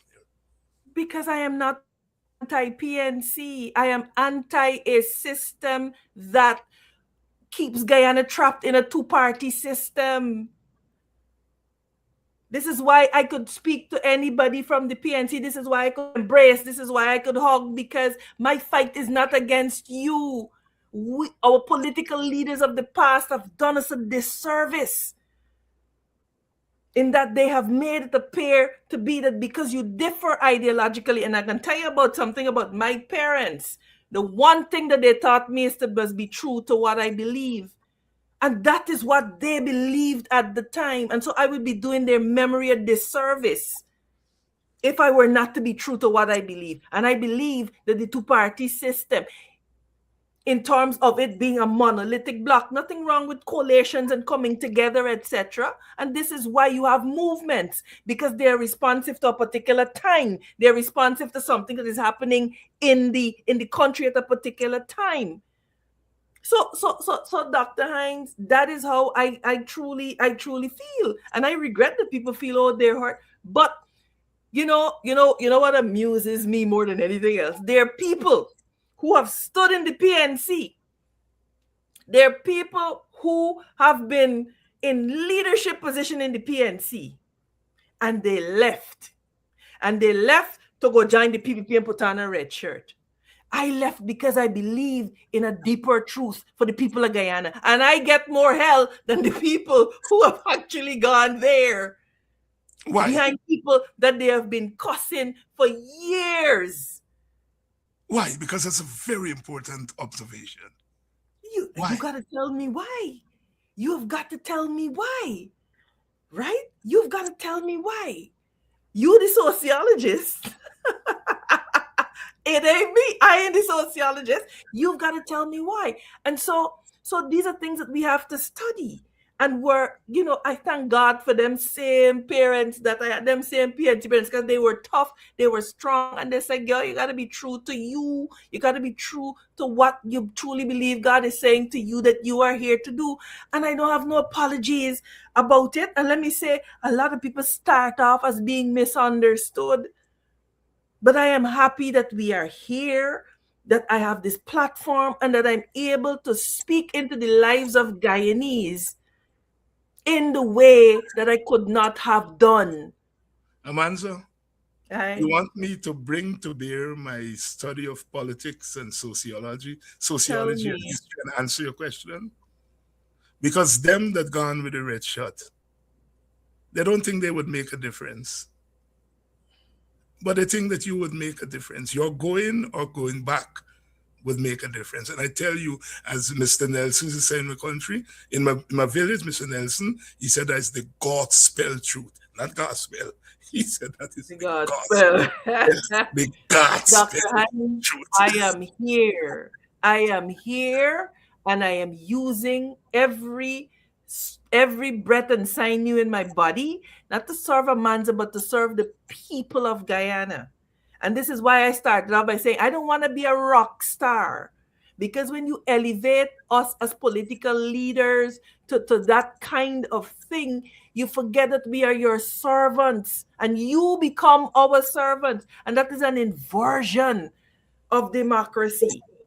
And so for me, people, Nigel and I were having a laugh the other night, my comrade Nigel London, because we were saying, oh, people said I send you to GCOM because she want to share the seat. And we are sitting there and we're laughing because that is not how we think. If you believe that GCOM is ground zero for electoral reform, you send your strongest soldiers there because that is where the battle is. But because we view Parliament and people in Parliament as rock stars, as power and patronage and not service, that is why you will find people saying things like that. If you understood that Parliament was grueling work, that a commissioner at GCOM gets paid must be 3 times what an MP gets anyway. If you want to get down to brass tacks. So it certainly can't be about the money Parliament paying you. Uh, uh, uh. See the point? Yeah, yeah, yeah. So I make the point in that because even as a population, we have that paradigm, we can wound people who are genuinely wanting to serve, And people will say all kinds of things, they will do all kinds of things, but at the end of your life, the only thing that you are responsible for, doctor, is your effort.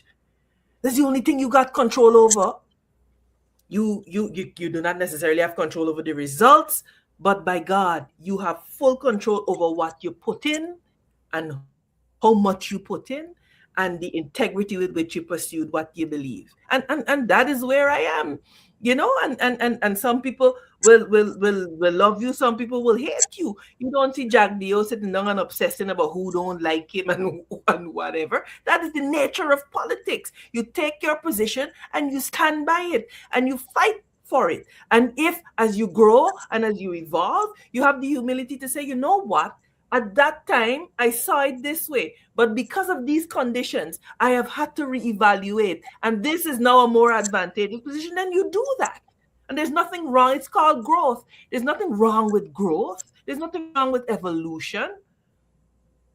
Amanzo, we And both like David Rudder. We both know in the same boat. We both in the same boat because they mhm, belong to so-called third parties. What's the role of third parties in contemporary post-independence oil petrostate Guyana? The role of third parties in petrostate Guyana. to raise the consciousness of the people of Guyana, because you are not locked in this battle for supremacy, as it were. Mhm. And so it's not a numbers, it's a quality. It's not quantity, it's qualitatively what you have to contribute. And maybe as you move along, you may have to come back together in a coalition and whatever. But the consciousness of the people must evolve. And so when AFC came on board, it was out of a cry for a different thing. Forward Guyana is here as a response to a different thing and a different time. Doesn't make it wrong. And particularly because you don't see them compromising with who I truly believe is the bane of the existence of the people of Guyana, which is the leadership of the PPP, not even the PPP supporters, but that cabal in Freedom House. And so we are here to awaken the consciousness and to elevate the consciousness of people. Brother Bob said we got to emancipate ourselves. And people like me, I think we are uniquely positioned to do it because we do not have the constraint that structured party system has. And if the leader says so, you have to say so. And so it enables us to express and to elevate. Because in another system, Amanza could come out and say X, Y, Z. And even if what Amanza said makes sense, if the head of that party comes out and says something else, forget all that Amanza has said. And so it stifles our ability to resolve, because you have to become one of two things. You have to become a dictator, like you see in the PPP, where nobody can get out of line or whatever, or you have to be somebody that elevates the consciousness of the people so that the people of their own free will and volition come along to higher ground. Amanza Walton, one of the roles of third parties in contemporary Guyana is to raise the consciousness of the people that quantity may not be on the side of third parties, and so quality must be the substitute for quantity. And there may be reporters who are watching this program tonight. I learned that reporters looking for news watch these programs. Amanza said something that I hope did not escape your attention. She said that maybe we got to come back together in a coalition. Amanza, so you are not ruling out being in a coalition with your old party, your mother and father party? Let me answer it this way. When the elections were done, I wrote to both Comrade Norton and Azruddin Mohammed. And I sent a 5-page framework for opposition collaboration in the 13th Parliament. Because elections are one thing. Governance and holding government accountable is a different thing. I think what happens with us very often is that we have been conditioned to be in a perpetual state of campaigning. In campaign season, a person and a party has a right to distinguish themselves. That is the nature of a campaign. To say, this is what I stand for, give me a shot. You know, the unfortunate part about the system that we have is that you run for, the only thing they recognize is a presidential and a prime ministerial candidate. Right? Yes. So in some other countries, you could run for a particular Senate seat here and there. And so these are the types of conversations that I want us to have. Dr. Hinds, does this political system need to evolve to the point where before you could come to Parliament, the people in the area got to nominate you rather than a list system that one man or woman could just hold everybody to ransom? Do we need to go back to that system where you have to win in an area and then you go to Parliament? Is the unicameral legislation, the one house legislature working for us? Or do we need to be bicameral, as is most of our Caribbean neighbors? And so these are the types and quality of conversations that I want to have. You think I got time for, hey, she get left off of a committee seat? There are weightier things that attract my mind and attention, that when you and I would have departed this earth, we could look back and say, you know, yes, we did a good thing for Guyana. We set them on a particular path. And then here, what, another 60 years, they realize we have evolved to a degree that this model and construct is no longer working, that we got men and women like Amanza that can buck the system and say, hey, yeah, this here, the time up, it ain't working for we no more. Let me get something new and better. Let me end with two stories and two short stories, and then I give you for your closing remarks. You all know that I just take out my wild cane and Yes. eat sometime, and I take out the What wild do now? cane. Oh Lord. I take out the wild cane a couple of times on a man's, and I was saying to a man, so the first day Parliament, she said, Doc, I know you beat me up, but I still love you. And today at the WP executive meeting, they asked me, who you getting on tonight? I say, Amanza. I said, well, I got to come on and watch. You didn't hear not one person say, well, she left the APNU and she is not WPA, so me and coming on. They said they come in and watch. And I tell those two stories because I think they reflect a deeper kind of politics that we have to strive for. That the enslaved had to and still do constantly ask the question what it is to be human, because there was a time when the law, the custom said you were not human. And so I come from that tradition that is constantly asking what it is to be human. If our politics were confined to that hard-nosed thing that Amanza was talking about, the good for she, and so on and so forth, Amanza would never tell me, Doc, you beat me, but I still love you. And them hard-nosed WPA people would not say, you're getting Amanza tonight, I gotta watch. They would have said, suck your teeth, man, she go and live free, and so on and so forth. And I think for me, that's what keep me going in politics. Yeah. In the beginning, there was the word, and I was part of that word with God, insofar as my Christian English church teachings go.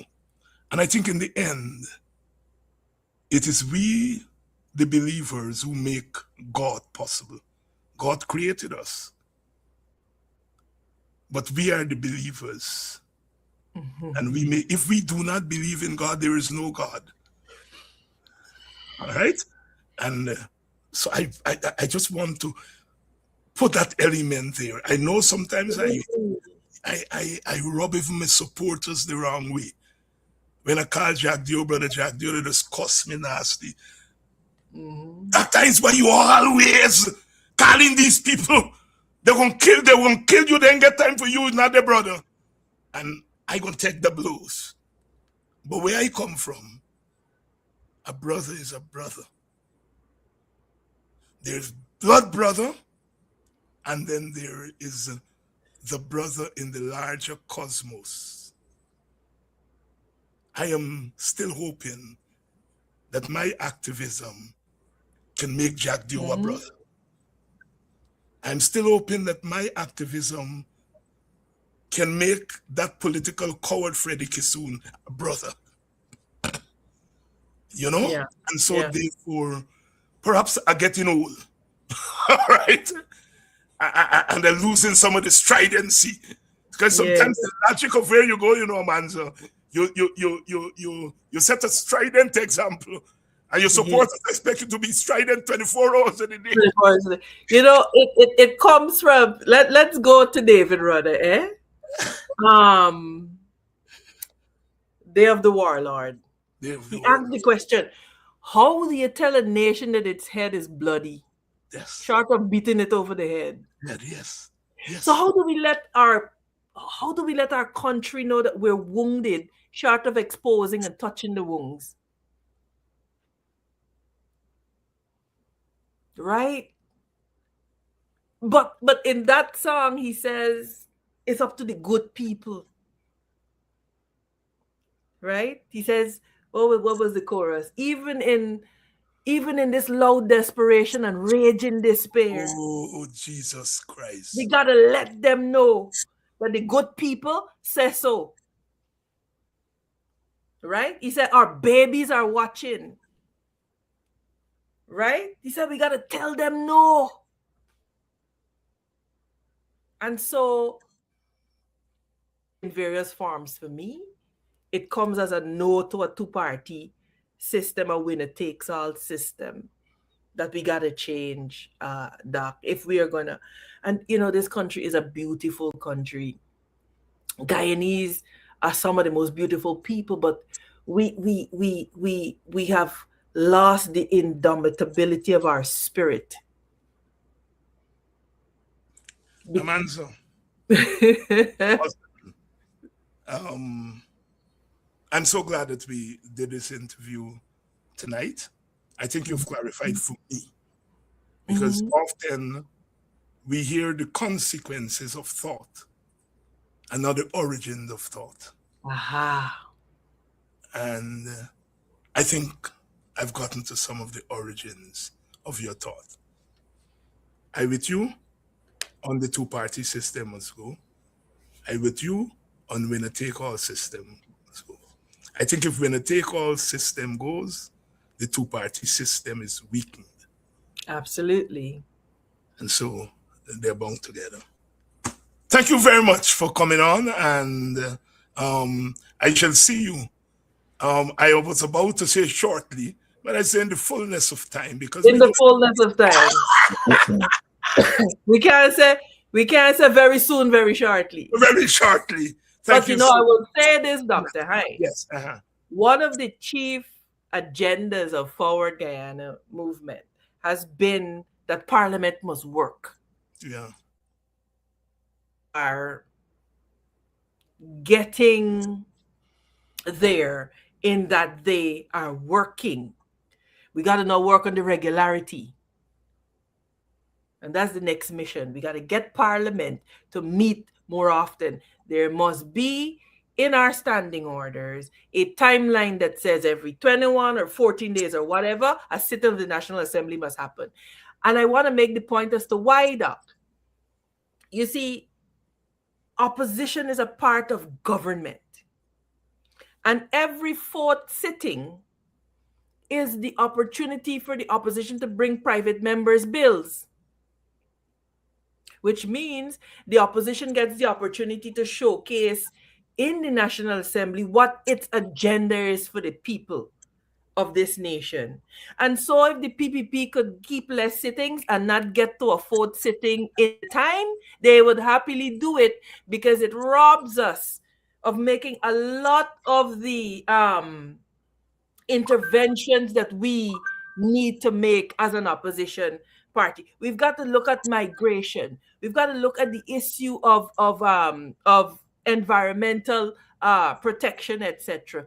There's so much that we have to look at that this government will never bring to the National Assembly. But if they don't get to a fourth sitting, we never get to table that. You never get.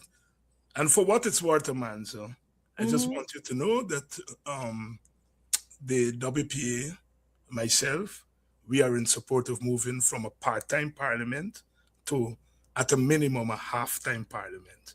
You don't move from a part-time to a full-time parliament, as in places like the United States and Britain and so on, but we are in support of moving away from a part-time parliament to at least a half-time parliament. And while we don't use the same language, I think our objective is the same. Thank you again for coming on. Thank you for having me on, Doc. And invite me anytime. You see this low talk about you get big and whatever. If you invite me, I will come. I will come. I appreciate you. I appreciate your heart for the country. I know very often sometimes you take some positions, but I know that it comes from a place of love for your fellow man. And so I deeply appreciate you. And thank you for having me on. Thank you, my sister. All right. Take care. God bless. God bless. And I enjoy these kinds of interviews, because I think what it does is it shows that we have a heart and we have souls, and that politics could be lonely, especially party politics, could be lonely.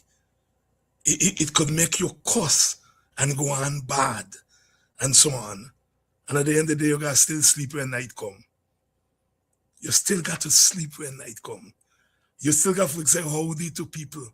You still got to skin your teeth and laugh. Sometimes you ask people story and they answer and they say, well, and they say, well, me can't cry. Why you laugh? Well, me can't cry We can't cry all the time. And so when you can sit back in Caribbean, African, Guyanese, cultural reflexes and have a chat, have a gaff, it brings you back to it. Birds that fly high. Birds that fly high, says Brother Valentino, must come down to die high. Must come down to die. Birds that fly high must come down tonight. I think today we came down, and we had a conversation. We don't belong to the same party. I get vexed with Amanza sometimes in the last year or so. They got me wild cane, put some lash punchy and thing, and so on. But I think all of that we put in context. Remember last night? Context. Context matters. I love you all. It's Friday. We made it through the week. 5 shows this week. Next week on Tuesday, Dr. Terence Campbell and Ganesh Mai Paul will be here. I'm part of that parliamentary delegation. When they call me, and I hope they listen, when they call me, may I know you. You're in the hot seat, just like Amanza or Vincent or them by last night, or, well, no, Ogunse is my blood brother. So Ogunse get a little different kind of treatment. There must be a little bit of bias. I love you all. And without that love, we are nothing.